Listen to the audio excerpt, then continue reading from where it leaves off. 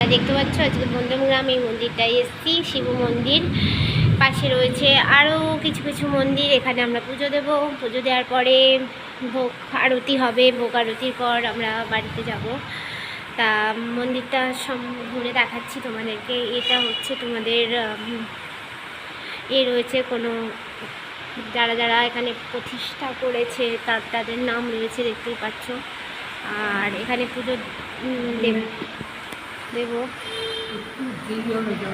আচ্ছা, এখানে পুরো মন্দিরটা একটু ঘুরে দেখাচ্ছি তোমাদেরকে। পুরো মন্দিরটা দেখতে পাচ্ছ তোমরা, কি সুন্দর মন্দির এখানে রয়েছে।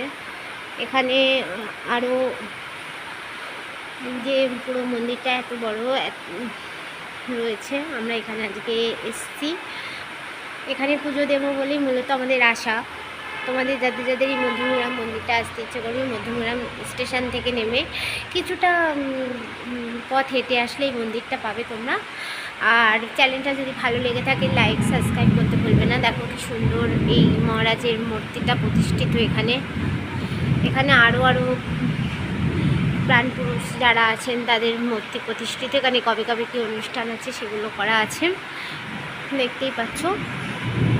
এবার এই মন্দিরটা আমরা এখন পুজো দেবো, তারপরে কী কী হবে না হবে লাইক করতে থাকো, চ্যানেলটা ভালোবেসে সাবস্ক্রাইব করো। এখানে রাখছি, টাটা।